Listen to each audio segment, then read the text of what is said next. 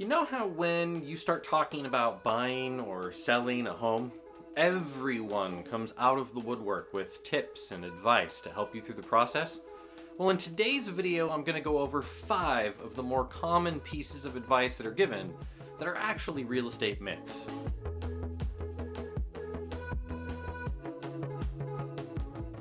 Hi everyone, Avin here, your agent guide, and in today's video, I'm going to cover 5 of the more common myths we see and hear as real estate agents.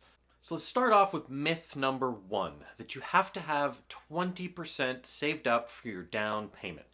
The reality of it is, in the modern market, we no longer need that 20%. It used to be a great piece of advice, but now it doesn't really apply. 5% saved up for down payment is very common with a conventional loan. With an FHA loan, even 3.5% saved for down payment would work. And depending on where you live and what your financial circumstances are, you can even save up and buy a home with 0% down using either a USDA loan or, if you're prior service in the military, the VA loan. Now, of course, you still have to save up money for your closing costs, and depending on where you live, they can be as little as about 1% of your purchase price and as high as about 3%. So of course, talk to your local real estate or mortgage professional to get a better idea for saving before you move forward on that. The second really common myth that we run into is the belief that you have to have all of your renovations and home updates done before you can sell your house. And the reality of it is, that's not always the best advice. Yes, certain improvements on the home can help increase sales value or the likelihood the home will sell more quickly. But others may end up being lost money to you because you won't get as much back at the time of the sale. And also because some renovations you may think are beautiful and wonderful might be something that someone else looks at as something they have to undo to make their home their own.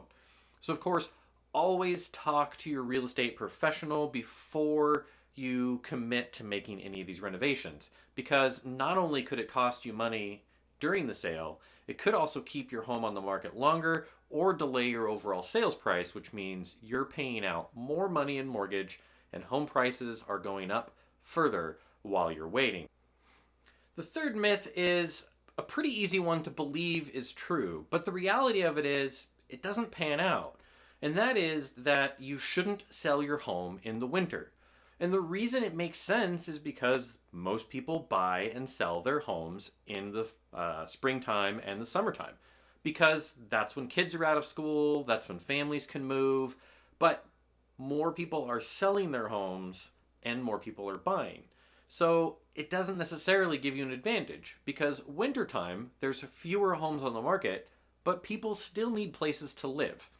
At the end of 2021 and going into early 2022, we saw continued home price growth month over month between December, January, and February, because there is still a demand to have a place to live and to buy a home.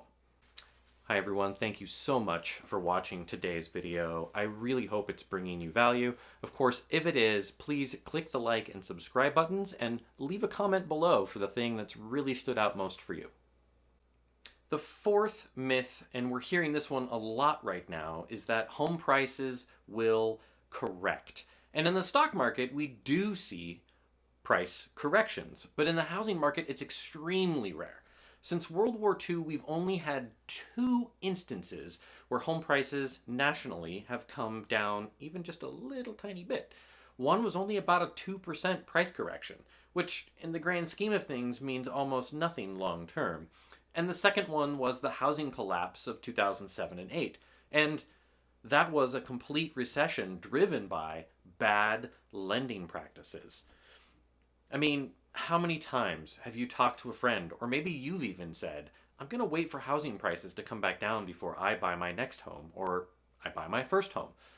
That could be a genuine gamble. If you look at the statistics and you look at the numbers, the likelihood of that happening nationally is very low. However, your individual market could see some price correction, and you should be aware of that before you wait and or move forward. And to know that, you need to talk to a local real estate professional who is actively in the market, watching the trends on a daily basis to get a real feel for that pulse of how the market is moving and when is a good time for you to pull the trigger on purchasing a home. Of course, there is one caveat to that, and that is that no one can predict the future.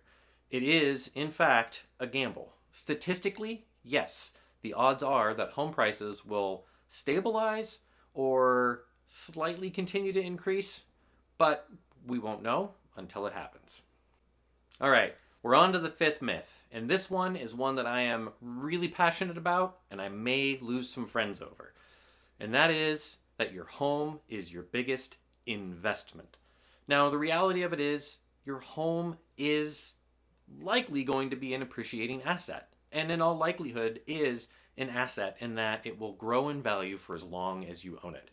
However, home prices traditionally do not gain in value as fast as other investments.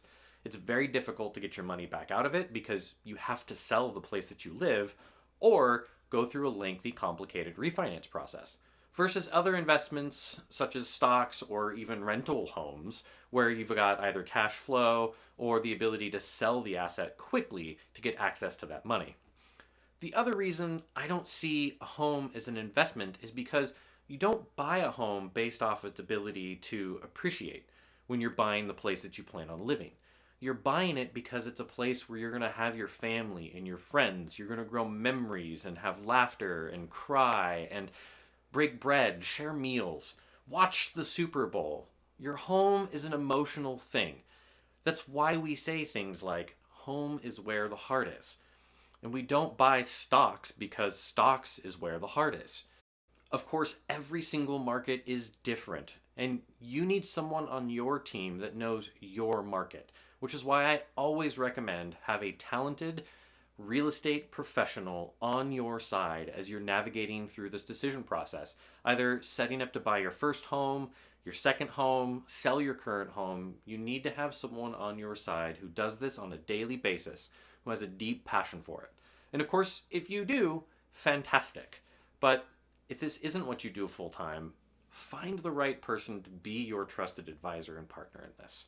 As always, thank you so much for watching today's video. I really appreciate it. Check out my videos on how to hire a real estate agent as a buyer or as a seller, and stay tuned for the next one.